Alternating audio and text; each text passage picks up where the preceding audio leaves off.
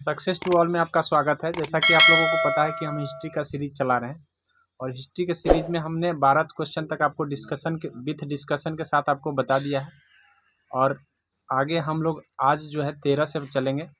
13 number question में बोला है कि महात्मा बुद्ध के जीवन से संबंधित कौन सत्य नहीं है। तो उससे पहले हम थोड़ा सा महात्मा बुद्ध के बारे में आपको बता देना चाहेंगे कि महात्मा बुद्ध के बारे में आपको क्या क्या जानना जरूरी है।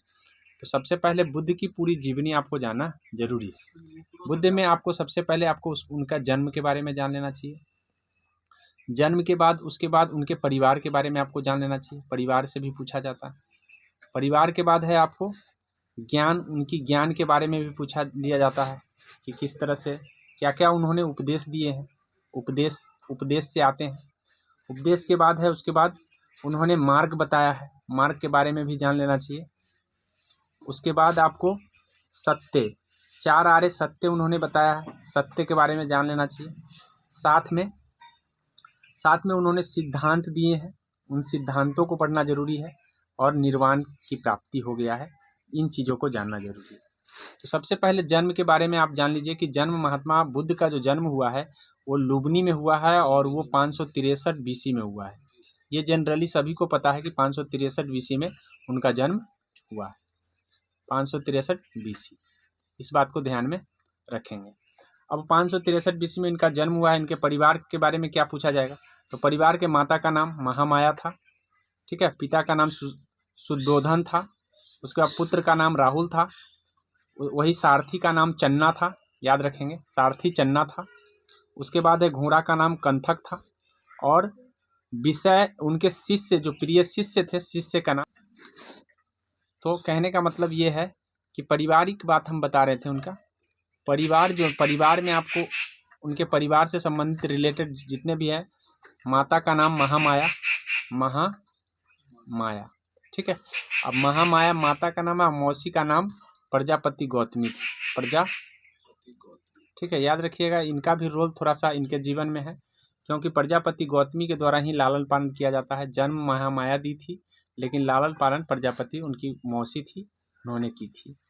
पिता का नाम शुद्धोधन था। पुत्र का नाम राहुल था। सारथी उनका था, ठीक है, चन्ना, याद रखेंगे। सारथी पूछ लिया जाता है कि महात्मा गांधी के सारथी का क्या नाम, महात्मा बुद्ध की। और उसके बाद है सारथी के बाद उसके बाद उनके घोड़ा का भी नाम रखा गया था। घोड़े के नाम से भी पूछ लिया जाता है। घोड़ा का नाम उनका कंथक था और एक उनके प्रिय शिष्य थे। शिष्य का नाम आनंद था। क्या नाम था? आनंद, ठीक है। ये पारिवारिक बात हो गई। ज्ञान की प्राप्ति की बात करें तो ज्ञान की जो उनकी प्राप्ति हुआ है वो आपको बोध गया में हुआ है, ठीक है, बोध गया, याद रखेंगे। वृक्ष की बात करें तो किस वृक्ष के नीचे हुआ था, तो पीपल वृक्ष के, ठीक है, पीपल वृक्ष के नीचे हुआ था। उसके बाद है नदी से पूछ लिया जाता है कि कौन सी नदी के मतलब है, तो फल्गु या निरंजना, ठीक है, फल्गु रहता है, कभी कभी निरंजना भी रहता है। तो इतना बात आपको ज्ञान के प्राप्ति से पूछे जाते हैं। उपदेश से भी पूछा जाता है कि पहला उपदेश उन्होंने कहाँ दिया। उपदेश से क्या याद रखेंगे, तो उपदेश से आप याद रखेंगे कि पहला उपदेश उन्होंने कहाँ दिया है, तो सारनाथ में। पहला उपदेश उन्होंने सारनाथ में दिया है, ठीक है। और सर्वाधिक उपदेश उन्होंने कहाँ दिया है, तो श्रावस्ती में। सर्वाधिक उपदेश आपसे पूछेगा तो श्रावस्ती, ठीक है। ये कौशल की राजधानी थी श्रावस्ती, याद रखेंगे। किस भाषा में उन्होंने उपदेश दिए हैं, तो पाली भाषा में। किस भाषा में? पाली भाषा का उन्होंने उपयोग किया था। तो उपदेश से संबंधित इतनी बात आपसे पूछे जाएंगे। उन्होंने एक मार्ग बताया था जिसका नाम अष्टांगिक मार्ग था। अष्टांगिक मार्ग उन्होंने बताया था। उन्होंने एक त्रिपिटक बनाया था। उनके जीवन से संबंधित त्रिपिटक है, जो त्रिपिटक को भी ध्यान रखना है। त्रिपिटक, इन त्रिपिटक से पूछे जाते हैं कि उनके त्रिपिटक कौन है, तो एक सूत पिटक है, एक का नाम सूत पिटक है, दूसरा का नाम विनय पिटक है और तीसरा का नाम आपका है अभिधम पिटक। अभिधम, तो तीनों का नाम याद रखिएगा, सूत, विनय, अभिधम। ये बराबर अभिधम पिटक हो गए। यानी इस तरह से आप 4 आर्य सत्य बताए उन्होंने। तो पूछ लिया जाएगा कि उन्होंने कितने सत्य बताए थे, 4। 4 आर्य सत्य में कौन कौन सत्य थे? तो उन्होंने कहा कि संसार में दुख है, ठीक है। उसके बाद उन्होंने बताया कि दुख का कारण है, ठीक है।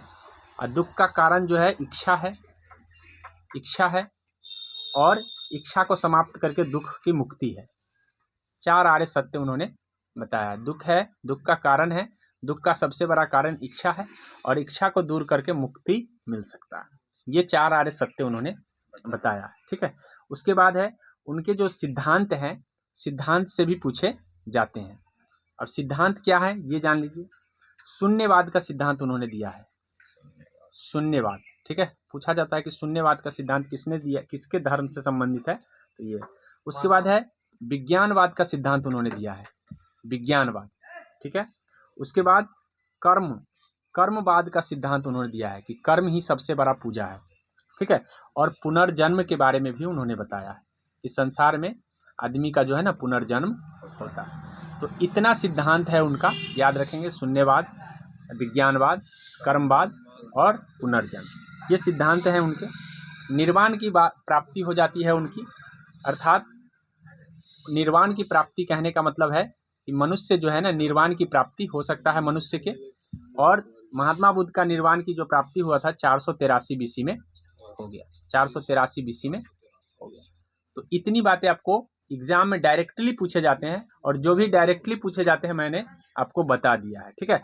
लेकिन क्या इतना ही पूछे जाते हैं? नहीं, और भी आपको बौद्ध धर्म से पूछे जाएंगे। तो हम कोशिश करते हैं कि वो सारी चीज़ आपको बता दिया जाए जो एग्जाम में पूछे जाते हैं, ठीक है। अब एग्जाम में पूछे जाते हैं बौद्ध संगीति से। संगीति, बौद्ध संगीति, बौद्ध के जीवन काल में तो नहीं हो पाया, ठीक है। लेकिन जीवन काल के जस्ट बाद जो है ना बौद्ध संगीतियाँ बुलाई गई, ताकि बौद्ध धर्म को बनाए रखा जा सके, बौद्ध धर्म के नियमों को समझाया जा सके। इसके लेके बौद्ध संगीति हुई, जिनमें टोटल 4 बौद्ध संगीति का चर्चा मिलता है। 4 बौद्ध संगीति का मैं चर्चा करूंगा अभी, चारों बौद्ध संगीति, ठीक है। ये 4 बौद्ध संगीति हुई, इसमें से प्रथम हुआ, ठीक है, द्वितीय हुआ, उसके बाद है तृतीय हुआ, और उसके बाद चतुर्थ हुआ, ठीक है। अब हम प्रथम से आपको क्या क्या पूछा जाएगा ध्यान रखेंगे। प्रथम पूछा जाएगा कि कहाँ पे हुआ, तो राजगृह में हुआ, ठीक है। कब हुआ, तो 483 बीसी, ठीक है। जब महात्मा गांधी का, यार बंद करो, 4 बौद्ध संगीतिया में मैं आपको बता दिया, पहला, दूसरा, तीसरा, चौथा। पहला राजगृह में हुआ, ठीक है, 483 बीसी में, ठीक है, याद रखेंगे। और इस समय जो राजा थे वो अजातशत्रु थे, ठीक है। अजातशत्रु की भी चर्चा हम करेंगे आगे, लेकिन इससे पहले हम अभी बौद्ध धर्म की बात करें तो अजातशत्रु था। और उस समय जो अध्यक्ष बना था महाकश्यप बना था, महाकश्यप। तो अध्यक्ष का नाम भी पूछ लिया जाता है। और इसी बौद्ध संगीति में, पहला बौद्ध संगीति इतना तो हुआ था, लेकिन इसके बाद आपको ध्यान रखना है कि उनका एक शिष्य था आनंद, हम अभी बताए हैं। वो आनंद ने एक महात्मा गांधी के उपदेश वाली किताब लिखा, मतलब किस तरह से उपदेश दिए हैं उन्होंने महात्मा बुद्ध की, महात्मा गांधी बोला जा रहा है, महात्मा बुद्ध। और ये महात्मा बुद्ध जो है, आपको ध्यान रखना है कि महात्मा बुद्ध के जीवन से संबंधित उपदेश के बारे में जो उन्होंने लिखा वो सूत पिटक कहलाया। अभी सूत पिटक के बारे में हम आपको बताए हैं, वो क्या कहलाया, सूत पिटक। तो सूत पिटक की रचना ये प्रथम ही बैठक में संगीति में हुई, ये ध्यान रखना है। साथ में एक विनय पिटक की भी रचना इसी बौद्ध संगीति के दौरान हो गई। लेकिन विनय पिटक जो है, विनय पिटक के रचनाकार उपाली था। उपाली भी महात्मा बुद्ध के शिष्य ही थे, उपाली, ठीक है, उपाली। तो पूछा जाता है कि किसके कहने से, माने किसके द्वारा विनय पिटक रचना हुई और किसके द्वारा आपको सूत पिटक की रचना हुई। क्यों रचना हुई? क्योंकि महात्मा बुद्ध तो मर चुके थे, अब महात्मा बुद्ध तो उपदेश देने आएंगे नहीं। ऐसे परिस्थिति में वो बुक के जरिए लोगों को तक प्रसार किया जाए, ताकि बुक लोग पढ़ करके उपदेश को समझे, ठीक है, महात्मा बुद्ध के उपदेश को समझे। तो आनंद के द्वारा सूत पिटक और विनय पिटक जो है ना उपाली के द्वारा किया। इसमें जो विनय पिटक में जो लिखा गया वो आचार विचार लिखे गए, मतलब क्या एक बौद्ध धर्म वाले का आचरण होना चाहिए और क्या उपदेश मानना चाहिए, ये सूत पिटक में लिखा गया। तो इतनी बात आपको प्रथम बौद्ध संगीति से याद रखना है, इससे ज़्यादा अभी तक एग्जाम में नहीं पूछे गए। द्वितीय की बात कर लेते हैं। अब द्वितीय की बात करें तो द्वितीय में देखिए क्या है, सेकेंड बौद्ध संगीति जब हुई तो सेकेंड में जो है आपको ध्यान रखना है, ये हुआ था वैशाली में, ठीक है।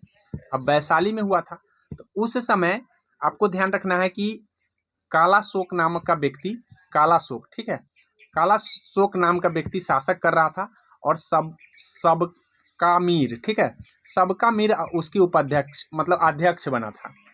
और इस समय जो है बौद्ध दो भागों में बट गया विचार के हिसाब से। अब महात्मा बुद्ध तो मर गए, ऐसी परिस्थिति में बौद्ध जो है ना दो भागों में बट गया।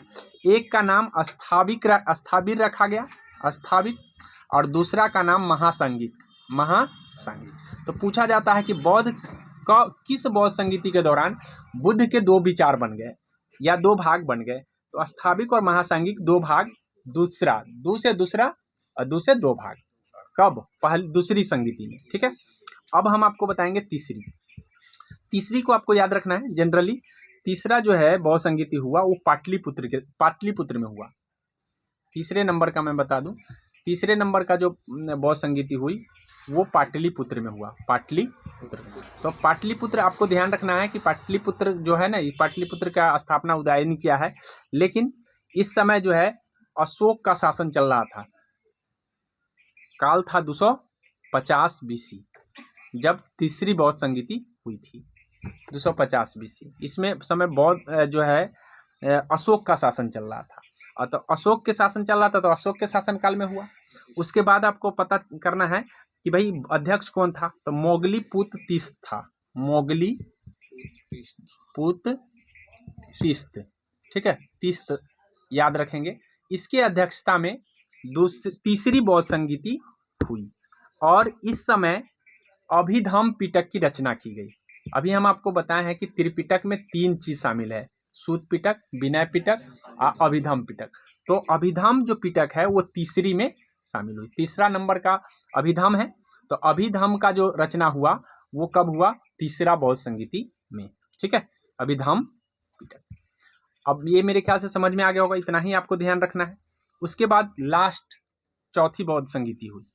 चौथी बौद्ध संगीति से आपको क्या याद रखना है, चौथी से आपको याद रखना है कि कहाँ पर हुआ था, कुंडल वन, ठीक है, कुंडल वन ये कश्मीर में पड़ता है। एक कुंड ग्राम होता है जो वैशाली में है, याद रखिएगा। कुंड ग्राम और कुंडल वन में कंफ्यूज नहीं करना है। कुंड ग्राम जो है वैशाली में है लेकिन कुंडल वन कहाँ है, कश्मीर में। तो कश्मीर में हुआ था और ये हुआ था 98 AD, कहीं कहीं दे लिखा रहता है, प्रथम AD लिखा रहता है, याद रखिएगा। तो 98 ईस्वी में हुआ था, ठीक है, ये ध्यान रखेंगे। इस समय जो है ना अध्यक्ष और उपाध्यक्ष दोनों बने थे। तो अध्यक्ष के रूप में आपको आया था वसुमित्र, और शासन किसका चल रहा था, कनिष्क का, किसका, कनिष्क का शासन चल रहा था, इस बात को ध्यान रखेंगे। और अध्यक्ष बने थे वसुमित्र, लेकिन अध्यक्ष ना पूछ करके आपसे उपाध्यक्ष पूछ लेगा तो उस समय दोनों ऑप्शन में रहेंगे, याद रखेंगे। उपाध्यक्ष जो बना था वो बना था अश्वघोष। कौन बना था, अश्वघोष। इस बात को ध्यान में रखिए। और सबसे महत्वपूर्ण बात यह है कि इस समय भी बौद्ध का विभाजन हो गया, दो भागों में बौद्ध बट गया, फिर से दोबारा विभाजन हुआ है। तो पूछा जाता है कि बौद्ध का विभाजन दूसरी बार कब हुआ है, तो दूसरी बार आपको चौथी बौद्ध संगीति में हुआ। इस समय बौद्ध का विभाजन किन भागों में हुआ, हीनयान और महायान। हीनयान ये सुन चुके होंगे आप, हीनयान और महायान, ठीक है। तो महायान और हीनयान याद रखेंगे, हीनयान और महायान दो भागों में बट गया। तो इतनी बात आपको ध्यान में रखना है कि भाई बौद्ध संगीति में क्या क्या हो गए। बौद्ध संगीति से इससे ज्यादा प्रश्न अभी तक नहीं पूछे गए, ठीक है। अब हम थोड़ा सा और रह गया है बौद्ध के बारे में, जो मात्र कुछ शब्द हैं उनको आप समझ लीजिए कि इससे पूछ लिए जाते हैं एग्जाम में प्रश्न। जैसे उपदेश जब उन्होंने दिया था ना, तो और उन्होंने ढेर सारी उनके जीवन में क्रियाएं हुए थे, तो क्रियाएं से भी उनके जीवन से पूछ लिए जाते हैं। तो एक आपसे पूछा जाएगा धर्म चक्र प्रवर्तन, धर्म चक्र प्रवर्तन, ठीक है। एक आपसे पूछा जाएगा महाविनिष्क्रमण, ठीक है। और एक आपसे पूछा जाएगा महापरिनिर्वाण, महापरिनिर्वाण। इन चीजों को समझ लीजिए। बुद्ध ने अपने जीवन में जो पहले उपदेश दिए थे वो धर्म चक्र प्रवर्तन था, ठीक है। धर्म चक्र प्रवर्तन का मतलब है उन्होंने जीवन को नया बनाने का प्रयास किया, धर्म चक्र प्रवर्तन उसी को कहते हैं।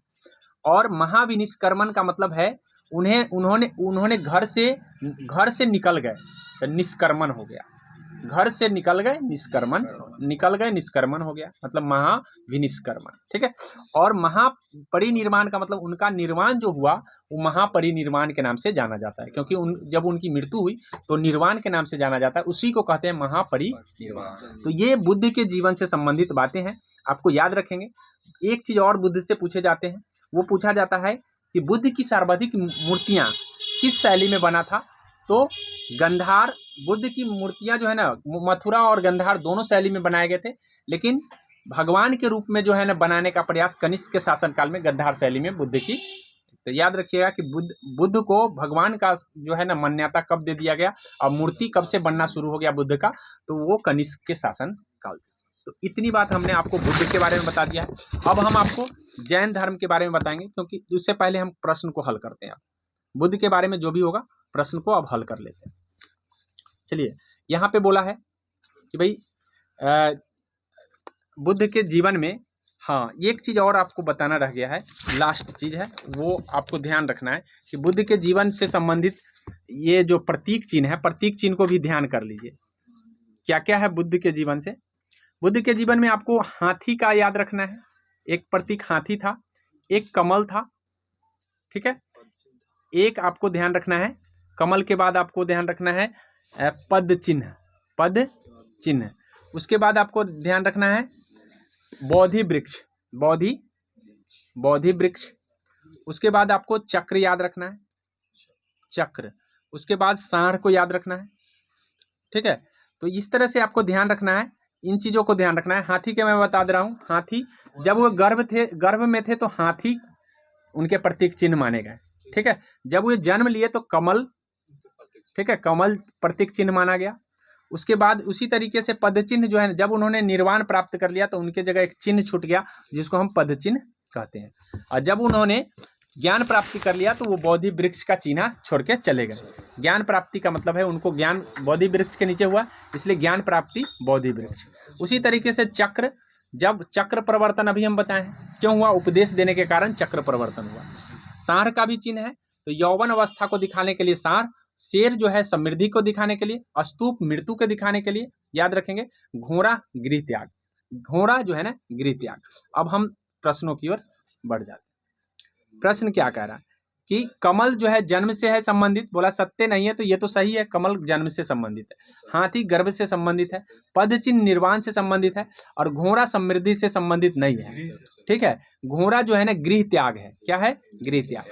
क्या बता सकते हैं समृद्धि किससे है, शेर से।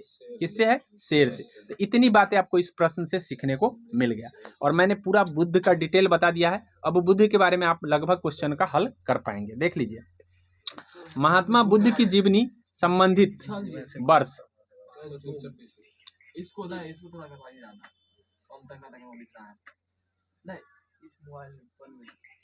देखो, महात्मा बुद्ध के जीवन से कौन संबंधित वर्ष है, तो आपको ध्यान रखना है 563 BC में उनका जन्म हुआ है। 540 में उनका जन्म नहीं बल्कि महावीर जी का जन्म है, और 468 में महावीर जी का इनका तो 483 न है, तो याद रखेंगे ये से संबंधित नहीं है, तो इसलिए एक ही संबंधित है, आपको ध्यान रखना है ए वाला। इसका आंसर ए हो जाएगा, ठीक है। बोला है महात्मा बुद्ध के घोड़े का क्या नाम था, अभी बताए हैं, कंथक। कंथक घोड़ा का नाम था, चन्ना उनके सारथी का नाम था, राहुल उनके पुत्र का नाम था, आनंद उनके शिष्य का नाम था। इसका आंसर एक्यूरेट हो जाएगा कंथक। आगे समझ, कौन सा मिलान सत्य है, बोला है पहला उपदेश धर्म चक्र प्रवर्तन, हाँ पहला उपदेश उन्होंने धर्म चक्र प्रवर्तन, यही सत्य है। अगला बोला है गृह त्याग महापरिनिर्वाण, तो गृह त्याग महापरिनिर्वाण नहीं है, गृह त्याग जो है ना महाभिनिष्कर्मण है। अभी बताएं हम आपको, निष्कर्मण त्याग हो गया, ठीक है, निकलना। और बुद्ध की मृत्यु महापरिनिर्वाण, महाविनिष्कर्मण नहीं बल्कि महापरिनिर्वाण है। तो इस तरह से आपका आंसर जो ए हो जाएगा, यहाँ पे, ठीक है। उस तरह से आप यहाँ देखिए, दिए गए विकल्प में जैन धर्म का कौन संबंध सही है। अब जैन धर्म के बारे में पढ़ना पड़ेगा, पूरा जैन धर्म को जानना पड़ेगा, तो तभी तो जैन धर्म के बारे में जवाब दे पाएंगे। जैन धर्म अगर आपको गलती हो रहा है प्रश्न, तो इसका मतलब आपको जैन धर्म के बारे में जानकारी नहीं है। इसलिए पूरा पूरा पढ़ लेना चाहिए, और हम आसान तरीके में आपको पढ़ाने का प्रयास करेंगे। फिर जैन धर्म को, बौद्ध धर्म को हमने पढ़ा दिया है उसी सवाल से। अब हम जैन धर्म की चर्चा करते हैं। तो जैन धर्म की चर्चा में क्या क्या चीज़ जानना है देख लीजिए।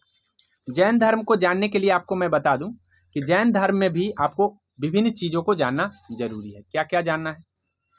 सबसे पहले कि जैन तीर्थकर टोटल 24 तीर्थकर हुए। कितने? 24 तीर्थकर हुए जैन तीर्थकर, जिसमें से लास्ट तीर्थकर जो है आपको महावीर जी है। महावीर, अब महावीर जी को हमको बढ़िया से पढ़ना है, लेकिन और तीर्थकर से भी एग्जाम में पूछ लिए जाते हैं। और तीर्थकर का मतलब है 24 में 24 नहीं पूछे जाते हैं, लेकिन कुछ ऐसे हैं जो इम्पोर्टेंट है एग्जाम के दृष्टि से, मैं उन्हीं को बताऊंगा। पहला तो पूछे जाएंगे, ऋषभ देव थे। ऋषभ देव के द्वारा ही, ठीक है, ऋषभ देव के द्वारा ही ये जैन धर्म को बनाया गया था। हालांकि वास्तविक जो तीर्थकर पूछा जाएगा तो ऋषभ देव नहीं होगा, लेकिन संस्थापक पूछा जाएगा तो ऋषभ देव होगा, ठीक है।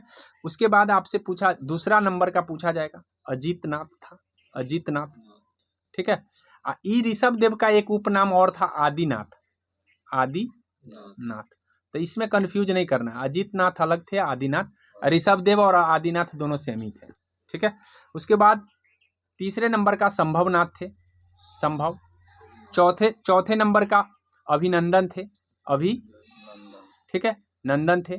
और पांचवें नंबर का आपका था सुमित। कौन थे? सुमित। तो 5 नंबर तक तो आपको इधर सीरियल से याद रखना है। फिर आपको 10 नंबर का याद रखना है। 10 नंबर वाला आपको कौन थे? तो 10 नंबर में जो है शीतलनाथ थे। शीतल, ठीक है, गांव वाला शीतलनाथ ना, ठीक है, शीतलनाथ थे। 12 नंबर में आपको वसुपूज्य, वसुपूज्य याद रखेंगे, ठीक है। उसके बाद आपको एक बार 19 नंबर को याद रखना है। कितना? 19, 20, 21, 22, 23, 24। 24 तो आपको याद है, 24 और 23 याद है। 24 में है आपका महावीर जी, 23 में है आपका पार्श्वनाथ, ये आपको याद होगा। 23 में तीर्थकर तक। 19 से मैं आपको याद करा दूं, ये मल्लीनाथ है, ठीक है, मल्लीनाथ। उसके बाद है मणि सुब्रत है, 20 नंबर का मणि सुब्रत है। उसके बाद 21 नंबर का नेमिनाथ है, और उसके बाद अरिष्ट नेमी है। नेमी अरिष्ट नेमी, नेमी अरिष्ट नेमी, पार्श्व और महावीर। नेमी अरिष्ट नेमी, पार्श्व और महावीर, ऐसे याद कर लेंगे, नेमी अरिष्ट नेमी, पार्श्व, महावीर, ठीक है। अब इसके प्रतीक चिन्ह से पूछे जाते हैं, तो प्रतीक चिन्ह किसके क्या थे? 2-4 प्रतीक चिन्ह आपको याद रखने हैं। पहला तो आपको महावीर जी का प्रतीक चिन्ह याद रखना है कि महावीर जी के प्रतीक चिन्ह क्या थे? तो शेर थे। महावीर जी का जो प्रतीक चिन्ह है वो शेर थे। लेकिन पार्श्वनाथ का क्या था? सर्प। पार्श्वनाथ सर्प, ठीक है। उसके बाद आपको ध्यान रखना है, अरिष्ट नेमी का शंख था। किसका था? अरिष्ट नेमी का शंख। तो इतना तक आपको इधर से याद रखना है। उसके बाद है एगो ऋषभ देव का आपको याद कर लेना है। ऋषभ देव का सांड था। क्या था? सांड। तो इतना ये आपको प्रतीक चिन्ह याद रखना है। एक सांड को, एक आपको याद रखना है शेर को, सर्प को, शंख को। इतना चीज आप एग्जाम में पूछे जाएंगे, ध्यान रखना है। शेर किनका था? महावीर जी का। सर्प किनका था? पार्श्वनाथ। शंख किसका था? अरिष्ट नेमी। और सांड किसका था? तो आदिनाथ कहिए या ऋषभ देव कहिए, ठीक है। अब चलते हैं हम महावीर के जीवनी की ओर। महावीर की जीवनी आपको समझना बहुत जरूरी है, क्योंकि महावीर के जीवनी से आपसे पूछ लिए जाएंगे, सर महावीर के जीवनी में क्या क्या पढ़ेंगे।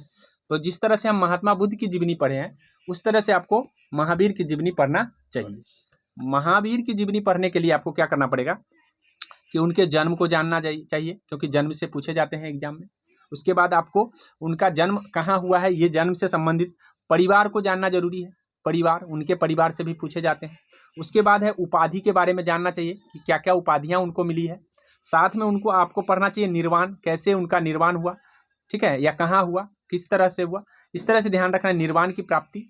उसके बाद है सिद्धांत, इनके भी थे, जिस तरह से बौद्ध के सिद्धांत थे, इनके भी सिद्धांत थे, और इनके संप्रदाय को जानना जरूरी है। तो इतना चीज आपको जानना है। साथ में इनके भी संगीतियां हुए हैं, ये भी कई भाषाओं में दिए हैं। इनके 5 महावर्त थे, वो चीज़ आपको पूरे जैन धर्म को नॉलेज देगा। तो जन्म आप समझ लीजिए कि जन्म हुआ था इनको 540 बीसी में, 540 बीसी। बीसी का मतलब होता है ईसा पूर्व। वही इनका जन्म कुंडाग्राम, जिसको वैशाली कहते हैं, कुंडग्राम में हुआ है। परिवार में इनका बात करें तो परिवार में पिता का नाम सिद्धार्थ था। याद रखिएगा, बुद्ध का भी बचपन का नाम सिद्धार्थ ही था, तो यहाँ कन्फ्यूज नहीं करना है। बुद्ध का बचपन का नाम सिद्धार्थ था, लेकिन इनके पिता का नाम सिद्धार्थ था। ठीक है। माता का नाम त्रिशला था, पत्नी का नाम यशोदा था, और पुत्री का नाम प्रियदर्शी। ठीक है, प्रियदर्शी। इनके उपाधि क्या क्या मिले हैं? तो इनको केवलीन कहा गया, इनको जीन कहा गया, इनको निर्ग्रंथ कहा गया, इनको अहर्त कहा गया। फिर से बता रहे हैं, केवलीन, जीन, निर्ग्रंथ, अहर्त। ठीक है, ये उपाधियां उनको मिली है। तो पूछा जाता है कि केवलीन का संबंध किससे है? तो जैन धर्म से। किस धर्म से है? तो जैन धर्म से। उसी तरीके से जीन का संबंध किससे है? तो जैन धर्म से। याद रखेंगे। ठीक है। अच्छा, उसके बाद निर्माण की प्राप्ति इनको पावापुरी में हुआ है। पावापुरी याद रखेंगे कि पावापुरी में इनका निर्माण की प्राप्ति हुआ है। कब हुआ है? 468 में, 468 बीसी, 468 बीसी। ठीक है, तो ये दोनों डेट आपको याद रखना है। उसके बाद है सिद्धांत। तो जिस तरह से महात्मा बुद्ध के शून्यवाद का सिद्धांत दिया है, उसी तरीके से आपको ध्यान रखना है इनका जो जैन धर्म का सिद्धांत है अनेकांतवाद का है। ठीक है, पूछा जाता है कि अनेकांतवाद का सिद्धांत किसका है? अनेकांतवाद का सिद्धांत जो है ना, महात्मा बुद्ध का है, महावीर जी का है। उसके बाद है अनुवर्त का सिद्धांत दिए हैं। किसका? अनुवर्त, मतलब दुनिया एक अणु है, तो अनुवर्त का सिद्धांत इन्होंने दिया है। अस्यवाद, एक अस्यवाद, 3 सिद्धांत इन्होंने दिया है। तीनों सिद्धांत को आपको ध्यान रखना है। इनके जो संप्रदाय थे, 2 संप्रदाय थे, एक श्वेतांबर, एक दिगंबर। श्वेत वस्त्र धारण करने वाले को श्वेतांबर कहा गया, और जो नगण्य रह गए उसको हम दिगंबर कहते हैं। चलिए, इन्होंने जो अपनी भाषा का प्रयोग किया, ये प्राकृतिक भाषा और अर्धमगधी भाषा का प्रयोग किए हैं। जो भी उपदेश में उन्होंने भाषा का प्रयोग किया वो प्राकृतिक थे। वही वहां पे हमने आपको बताया था पाली। ठीक है। अब आपको याद रखना है कि पंच महावर्त का सिद्धांत किसने दिया है? तो महावीर जी ही दिए थे। इससे पहले जो 23वें तीर्थंकर थे वो 4 महावर्त बताए थे। कितने? 4। लेकिन जब महावीर जी आए तो 5 महावर्त बता दिए।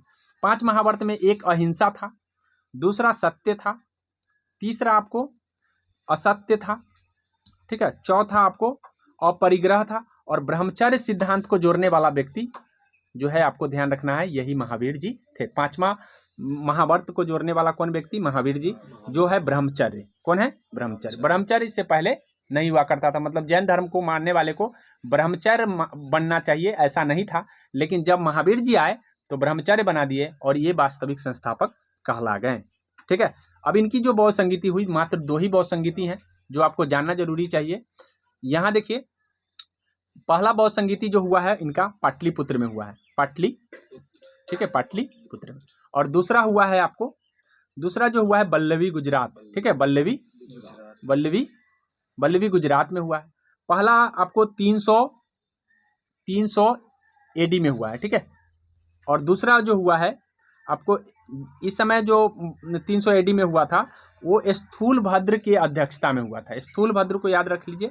और जो स्थूलभद्र के जो शिष्य हुए पाटलिपुत्र में जो भी बने वे श्वेतांबर कहलाए। क्या कहलाए? श्वेतांबर।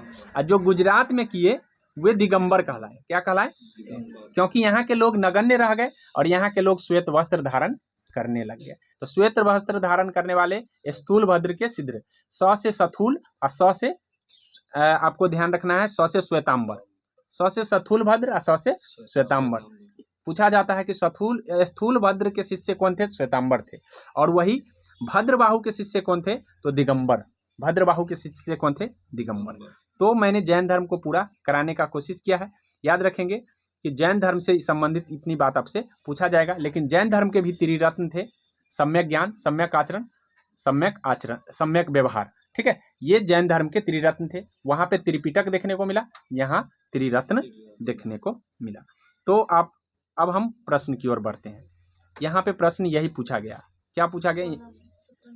क्या नंबर होगा? 17। चलिए 17 नंबर से हम बढ़ते हैं प्रश्नों की ओर।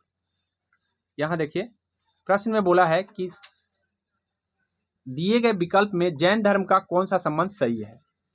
आइए, जैन धर्म के संस्थापक ऋषभदेव जी थे तथा उनका प्रतीक चिन्ह शंख था। नहीं, यहाँ गलती कर दिया है।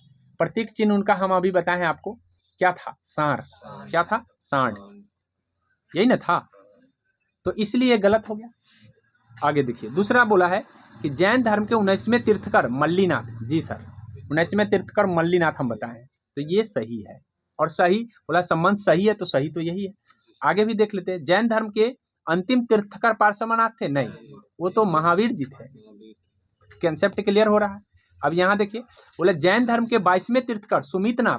नहीं, सुमितनाथ जिनका प्रतीक, हाँ सुमितनाथ 22वें नहीं 5वें तीर्थकर थे, ठीक है, जिनका प्रतीक चिन्ह शंख था। 22वें तीर्थकर का प्रतीक चिन्ह शंख है, लेकिन वो अरिष्ट नेमी है, वो सुमितनाथ नहीं, सुमित तो 5वां है। आगे समझ में, तो इतनी बात अगर आप जानते हैं तो 100% है कि आपको जैन धर्म से गलती नहीं होने वाला है। सर जैन धर्म स्टेट में अगर जैन धर्म से पूछेगा तो मैं छोड़ूंगा नहीं, ठीक है। इसीलिए कोई भी चीज़ अगर कहानी वाइज में अगर पढ़ते हैं तो 100% है मेरे ख्याल से वो कभी गलती नहीं होने वाला, ठीक है। और जब आप इस 100 प्रश्न को पढ़ लेंगे तो हमको नहीं लगता है कि आपका 100 प्रश्न के बाद गलती होना चाहिए। हो भी जाए, नया प्रश्न आ जाए तो सबके लिए रहेगा, आपके लिए नहीं रहेगा, ठीक है। आगे चलिए, आगे बोला है कि बुद्ध चरित्र की रचना किसने की। तो यहाँ पे बुद्ध चरित्र की रचना, तो यहाँ पे बुद्ध चरित्र पूछा है आपसे, तो बुद्ध चरित्र याद रखिएगा कि बुद्ध चरित्र की बात हमने आप लोग को नहीं किया है, इसलिए ध्यान रखिएगा कि अश्वघोष के द्वारा, यहाँ पे अशोक घोष लिखा गया है, ये अश्वघोष होगा, ठीक है। अश्वघोष ने बुद्ध चरित्र की रचना की है। अश्वघोष की चर्चा हम एंशिएंट हिस्ट्री में ही करेंगे आगे, जब हम राजा को पढ़ाएंगे आपको तब। अभी हम अश्वघोष की चर्चा नहीं किए, क्यों? क्योंकि आगे पढ़ना है उसको हर्षवर्धन के काल में, कनिष्क के काल में पढ़ना है, इसलिए ध्यान रखना है। आगे देख लीजिए, मूल रूप से श्रीमद् भागवत किस भाषा में लिखी गई है। तो श्रीमद् भागवत संस्कृत भाषा में लिखा गया है। कुछ ध्यान रखना है आपको कि श्रीमद् भागवत जो है संस्कृत भाषा में लिखे गए हैं। बोला है बौद्ध के पवित्र ग्रंथ का क्या नाम था। तो याद रखिए, आप ग्रंथ के बारे में भी ध्यान रखेंगे। बौद्ध का जो पवित्र ग्रंथ था वो जातक था, ठीक है, और आगम जो था जैन का था, इस बात को ध्यान में कर लीजिए, ठीक है। आगम किसके थे? जैन के, और बौद्ध के किसके? बौद्ध के क्या थे? जातक। रज्मनामा जो था ये महाभारत का नाम है, ठीक है। जब इसको फारसी में अनुवाद किया गया महाभारत का, तब इसका नाम रज्मनामा दिया गया, ठीक है, याद रखेंगे, बदायूं के द्वारा किया गया था। बुद्ध चरित्र तो आपको अभी बताए हैं कि अश्वघोष की रचना है। आगे है, निम्नलिखित में कौन सुमेलित नहीं है। अब देखिए, बुद्ध का ज्ञान की प्राप्ति साल वृक्ष के नीचे, नहीं, साल वृक्ष के नहीं, पीपल वृक्ष के नीचे, तो ये गलत है। अब बोला है सुमेलित नहीं है, तो यही सुमेलित नहीं है, ठीक है। उसके बाद है, ऊपर दिए गए सभी गलत है, तो यहाँ पे हो सकता है कि सभी गलत हो। महावीर की ज्ञान की प्राप्ति पीपल वृक्ष नहीं, साल वृक्ष के नीचे। महावीर जी को जो ज्ञान की प्राप्ति हुई थी वो साल वृक्ष के नीचे हुआ था, ठीक है। उसके बाद है, महावीर की ज्ञान की प्राप्ति निरंजना नदी, नहीं, निरंजना नहीं, ठीक है, नहीं, फल्गु नदी और निरंजना नदी दोनों सेम ही है, याद रखेंगे, ठीक है। ऊपर दिए गए गलत सभी हैं, तो सभी हो जाएंगे। आगे देख लीजिए, रिजु पालिका नदी है, रिजु पालिका, ठीक है, याद रखेंगे। आगे है, बुद्ध के संबंध में किस कुल से, बुद्ध का संबंध कौन कुल से था। तो याद रखिएगा कि बुद्ध का जो संबंध था वो शाक्य कुल से, ठीक है। और कोलिय जो थे उनके माता का कुल था, याद रखें, उनके माता का कुल कोलिय वंश था, और उनका जो कुल था वो शाक्य था, इस बात को ध्यान में रखें। आगे है, कौन सी बातें जैन धर्म के लिए सत्य है। आइए, जैन धर्म को हम आपको पढ़ा दिए हैं। दिगंबर संप्रदाय का संस्थापक भद्रबाहु था, क्या सही है बताइए। दिगंबर संप्रदाय के संस्थापक भद्रबाहु, तो 100 से स्वतंबर, 100 से सथुलभद्र, तो सथुल हो गया, तो दिगंबर का भद्रबाहु था, ठीक है, ये बात सही है, सत्य है। दूसरा देखते हैं, दूसरा है आपका, दूसरा बोला है, श्वेतांबर संप्रदाय के संस्थापक स्थूलभद्र थे, तो श्वेतांबर के स्थूलभद्र थे, अभी बताएं। हीनयान का संबंध जैन धर्म से था, तो हीनयान का संबंध जैन धर्म से ही था, ठीक है। जैन तीर्थकर को जीवनी कल्पसूत्र में है, तो यहाँ पे जो है ना सभी सही है, यहाँ पे गलती मिसप्रिंट हो गया, सबके सब सही है, यहाँ पे लिखाया नहीं कि कौन सा है, तो याद रखेंगे सारे के सारे।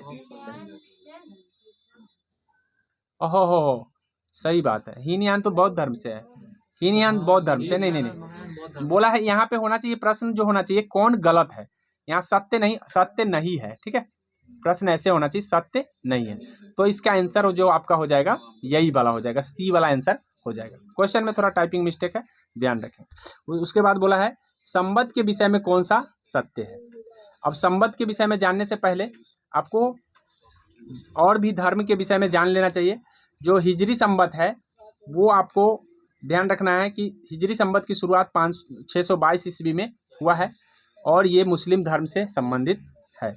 शक संबत की शुरुआत 78 ईस्वी में हुआ है, ठीक है, और विक्रम संबत की शुरुआत जो है ना 57 ईसा पूर्व हुआ है। तो सबके सब ऊपर दिए गए सभी के सभी सत्य है। सर 58 में हुआ है, 58 और 57 दोनों ही लिखते हैं, कुछ बुक 58 कुछ बुक 57, NCERT 57 लिखता है, ठीक है, याद रखेंगे। याद रखेंगे, दो सभी सही है। अब इस पर थोड़ा सा विवाद है, तो 58 और 57 दोनों में से कोई एक ऑप्शन में देखने को, NCERT में दिया गया है 57, ठीक है। आगे देख लीजिए, मगध की पहले राजधानी नहीं थी, तो अब हम पहले मगध पढ़ाएंगे उसके बाद, ठीक है, मगध पढ़ाते हैं। मगध में आपको कितना देर, बहुत देर हो गया, 36 मगध पढ़ा दे रहे हैं क्या।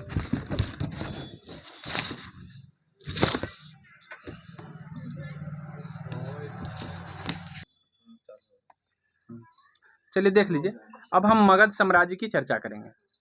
मगध, ठीक है, एंशिएंट हिस्ट्री में आपको कौन कौन से साम्राज्य पढ़ लेना बहुत जरूरी है। मगध साम्राज्य, मगध के बाद है मौर्य साम्राज्य, और मौर्य साम्राज्य के बाद गुप्त साम्राज्य, और गुप्त साम्राज्य के बाद गुप्तोत्तर और मौर्योत्तर, ये दोनों ही पढ़ना जरूरी है। मतलब कहने का मतलब है कि इतना साम्राज्य आपने पढ़ लिया तो एंशिएंट हिस्ट्री आपका क्लियर है, कहीं से कोई दिक्कत होने वाला नहीं है, या उससे आपको क्वेश्चन बनाएंगे एक बार तो एक बार गलती होगा, दोबारा गलती नहीं होगा, ये चीज़ होता है पूरे पढ़ लेने के बाद। तो हम मगध साम्राज्य की बात करते हैं। मगध साम्राज्य में आपको ध्यान रखना है कि जो वंश आया, सबसे पहले आपको आया है हर्यक वंश, हर्यक, ठीक है। उसके बाद आया है शिशुनाग, शिशुनाग, ठीक है। शिशुनाग के बाद आया है, आपको याद रखना है, नंद, ठीक है, नंद, ये ध्यान रखेंगे, ये सब मगध साम्राज्य के अंतर्गत ही आते हैं। मौर्य साम्राज्य भी मगध के ही अंतर्गत आए हैं, याद रखेंगे, इसलिए मौर्य को भी पढ़ लीजिए, मौर्य। उसके बाद है, मौर्य के बाद आया है आपको शुंग, ठीक है, और उसके बाद आया है सतवाहन, तो याद रखेंगे, इसको याद रखने का ट्रिक है, एक तरीका है कि हसीन होते हैं मोर सुग्गा कौआ, हसीन होते हैं मोर सुग्गा कौआ, ऐसे याद रखेंगे, ऐसे याद रहेगा, मतलब याद रखने का तरीका है ताकि माइंड में बना रहे कि भाई मोरे हसीन होते हैं, तो ह से हर्यक, सीन से शिशुनाग और न से नंद, तो हसीन हो गया, और उसके मोरे सुगा कौआ, मोर सुगा कौआ, हाँ, तो मौर्य हो गया मोर से, और सुगा से शुंग वंश हो गया, और कौन वंश जो आया है, कौन से, ठीक है, कौन वंश आया, सतवाहन नहीं, कौन आया, कौन के बाद सतवाहन आया, ठीक है। तो याद रखेंगे, मोर सुगा कौआ सब, मोर सुगा कौआ सब, ठीक है, 100 से सतवाहन, आगे समझ में। तो ये आपको ध्यान रखना है मगध साम्राज्य का, मतलब पूछ लिए जाते हैं कभी कभी सीरीज में सजाने के लिए कि भाई सबसे पहला वंश बाद, या मौर्य वंश के बाद कौन आया, मौर्य वंश से पहले कौन आया, ऐसे प्रश्न पूछे जाएंगे। तो इसके लिए आपको ये ट्रिक जो है ना ध्यान रखना चाहिए, ठीक है। चलिए, तो क्या ट्रिक है, ट्रिक ये है, हसीन है मोर सुगा कौआ सब, आगे समझ, याद, अब याद रहेगा ना। हाँ, अगर अपने से पढ़ने जाइए तो इसको रट्टा मारिए, और रट्टा मारिएगा तो याद होगा नहीं, इसलिए कुछ ध्यान रखना पढ़ लेने के बाद। ऐसे लिख लीजिएगा एक दो बार तो हो जाएगा। आगे बढ़ते हैं हम। तो कहने का मतलब है हर्यक वंश की पहले चर्चा कर लेते हैं। क्या है हर्यक वंश? हर्यक वंश में आपको पूछा क्या जाएगा कि इसका कार्यकाल कहां से कहां तक था। तो 544 बीसी से लेकर के 413 बीसी तक चला था हर्यक वंश, ठीक है। इसमें जो है ना राजा बने थे, राजा का नाम याद रखना, सबसे पहला राजा बिंबिसार, बिंबिसार, ठीक है। दूसरा राजा आया था अजात शत्रु, जिसका चर्चा हम बोले थे कि प्रथम बौद्ध संगीति इसी के कार्यकाल में हुआ, अजात शत्रु, ठीक है। और इसको हम पितृहंता के रूप में भी जानते हैं, याद रखिएगा, कुनिक के रूप में जानते हैं। पितृहंता इसलिए कहा गया है क्योंकि बौद्ध धर्म के अनुसार ये बताया गया है कि ये पिता की हत्या करके गद्दी लिया था, इसीलिए इसको पितृहंता कहा। लेकिन जैन धर्म ऐसा नहीं मानता है, याद रखेंगे, विवाद है इसमें, इसलिए ध्यान रखिएगा कि ये पितृहंता के रूप में जाना जाता है। उसके बाद आया है उदायन। कौन आया है? उदायन। ये भी कहा जाता है कि उदायन ने भी अपने पिता का हत्या करके गद्दी पर बैठा था, ठीक है। उसके बाद आया है अंतिम जो राजा हुआ हर्यक का, वो नागदशक हुआ। कौन हुआ? नागदशक। और नाग को मार करके शिशु नाग बन गया, नाग को मार करके शिशु नाग वंश बन गया, ठीक है।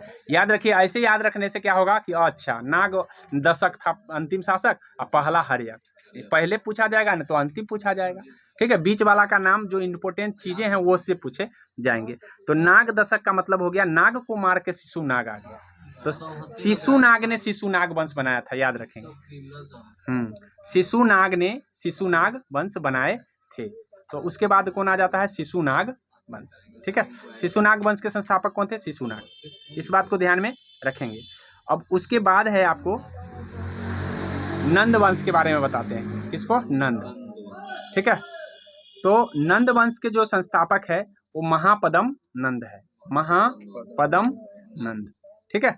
महापदम नंद काफी विकराल शासक हुआ, काफी इसके भय से लोग डरते थे। लेकिन याद रखेंगे कि इसने इसीलिए विकराल होने के कारण इसने अपनी एक उपाधि नाम रखा एकराट, कहा कि मैं एकराट हूँ। क्या हूँ? एकराट। और ये बड़ा बड़ा हथियार यूज करता था, इसलिए एकराट की उपाधि धारण किया। उसके बाद इसका जो है ना परशुराम का दूसरा अवतार बताया गया, कहा कि मैं परशुराम का दूसरा अवतार। तो परशुराम का दूसरा अवतार किसको? महापदम नंद को बताया, ठीक है। उसके बाद है आपको घनानंद जो है इसके अंतिम शासक, घनानंद जो हुआ, घनानंद इसके अंतिम शासक हुआ।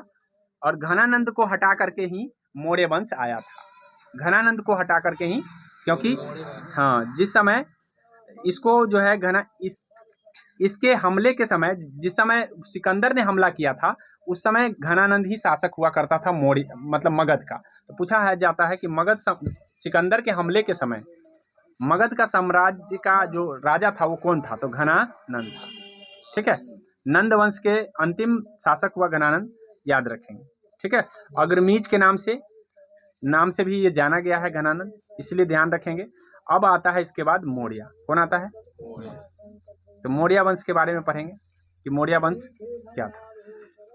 एक बात और याद रखेंगे कि पाटलिपुत्र इसकी राजधानी थी मगधों की। जब शुरुआत हुआ था, बिंबिसार शुरुआत किए थे, तो बिंबिसार ने पाटलिपुत्र की स्थापना किया था और अंग को इसने मगध में मिला लिया था। किसको? अंग को। अब अंग को और कई ऐसे मतलब शक्ति इनकी बढ़ने का रीजन था कि इन्हें कई राज्य में जाकर के शादी कर लिए थे, जिसके कारण कई शादी होने के कारण इनके रिश्ते बन गए और रिश्ते बनने से इनकी जो साम्राज्य हो गई मजबूत हो गए। और कुछ जो नहीं माना उससे जबरदस्ती क्या कर लिए गए? छीन लिए गए, मतलब हमला करके। तो इस तरह से मगध साम्राज्य का जो है ना बहुत बड़ा एक साम्राज्य के रूप में उभरा। अगर हम हिस्ट्री की बात करें तो हिस्ट्री में सबसे अगर साम्राज्य में महान हुआ तो मौर्य साम्राज्य। मौर्य उसने पूरे भारत पर राज किया, इसीलिए मौर्य साम्राज्य सबसे शीर्ष पर आता है एंशिएंट हिस्ट्री पर। मतलब यहाँ से शुरू करता है, सूर्य में मगध यहाँ पे आता है, मगध के बाद सबसे ऊपर कौन जाता है? मौर्य। अब मौर्य से नीचे अब गिरना शुरू हो गया, नीचे पतन होना शुरू हो जाएगा। जितना भी शासक आएगा सब नीचे गिरता हुआ चला जाएगा। मौर्य शासक जो भी आए हैं सब के सब बलवान आए हैं, ठीक है। इस बात को ध्यान में रखेंगे। अब याद रखना है कि भाई जो मौर्य शासक आए तो ये भी अपनी राजधानी पाटलिपुत्र ही रखे थे। कहाँ रखे थे? पाटलिपुत्र, ठीक है। क्योंकि पाटलिपुत्र जो है ना थोड़ा सा समृद्ध था और उस समय उस प्राचीन काल से ही ये काफी समृद्ध हुआ करता था, इसलिए पाटलिपुत्र को लोग राजधानी बनाते थे। लेकिन बीच में जो है आपको ध्यान रखना है कि शिशुनाग ने राजधानी बदल दिया था, इस बात को ध्यान रखेंगे। अब हम आगे बढ़ते हैं। आगे बढ़ने का मतलब है कि हम आपको मगध साम्राज्य की, यहाँ बोला मगध की राजधानी कहाँ थी, तो अभी हमको बता दिए पाटलिपुत्र थी। लेकिन उससे पहले पाटलिपुत्र से पहले आपको राजगीर था। नहीं थी सर, नहीं थी। अच्छा, नहीं थी तो राजगीर तो थी, पाटलिपुत्र भी थी। कि प्रथम राजधानी पूछता है तो राजगीर होता है। कौन होता है? राजगीर। लेकिन अगर दूसरी राजधानी पूछेगा तो पाटलिपुत्र। कौन होगा? पाटलिपुत्र बनाने वाला उदयन था, क्योंकि पाटलिपुत्र का स्थापना उदयन किया था। क्या कौन किया था? उदयन। तो बाद में राजधानी पाटलिपुत्र बन गया है, न तो उससे पहले राजधानी कहाँ था? राजगीर हुआ करता था। तो यहाँ पे बोला है कि पहले राजधानी नहीं थी, तो पहले राजधानी नहीं थी इसका मतलब है पाटलिपुत्र नहीं थी। आगे समझो, पाटलिपुत्र नहीं थी पहली राजधानी। पहली राजधानी तो राजगीर थी। राजगिरी उसी को कहा गया है, 2 बार राजगिरी लिखा गया, तो याद रखिएगा कि राजगीर पहली राजधानी नहीं थी, पाटलिपुत्र। ठीक है। अब यहाँ पे बोला है कौन सुमेलित नहीं है, तो अब यहाँ पे जो आप देख रहे हैं प्रश्न, ये है महाजनपद। क्या है? महाजनपद। तो महाजनपद की चर्चा हम अब अगले दिन करेंगे। महाजनपद की चर्चा करेंगे तो फिर बहुत समय लगेगा, इसलिए हम महाजनपद की चर्चा अब अगले दिन करेंगे। महाजनपद बताएंगे। महाजनपद बताने के बाद आपका धीरे धीरे सारा क्लियर हो जाएगा, जितना भी है अगले दिन कर दिया जाएगा क्लियर। ऐसे महाजनपद की चर्चा अगले दिन करेंगे। तो उससे पहले क्वेश्चन है, यहाँ पे बोला है कि राजवैद्य किसके दरबार में रहता था, तो राजवैद्य जीवक होगा यहाँ पे। ठीक है। जीवक किसके दरबार में रहता था, तो जीवक जो है बिंबिसार के दरबार में रहता था। ठीक है। राजवैद्य जीवक जो है ना बिंबिसार के दरबार में रहता था। किस ग्रंथ में 16 महाजनपदों की सूची मिलती है, तो ये जो है आपको ध्यान रखना है, अंगुत्तर निकाय और भगवती सूत्र दोनों में ही। अंगुत्तर निकाय बौद्ध का है और भगवती सूत्र जैन का है, तो ये दोनों में ही आपको मिलता है क्या चीज? 16 महाजनपदों की चर्चा। अब हम 16 महाजनपदों की चर्चा करेंगे, उनके राज्य राजधानी बताएंगे कि कहाँ क्या है। इसके लिए हम अब अगली वीडियो में, चलो रखो।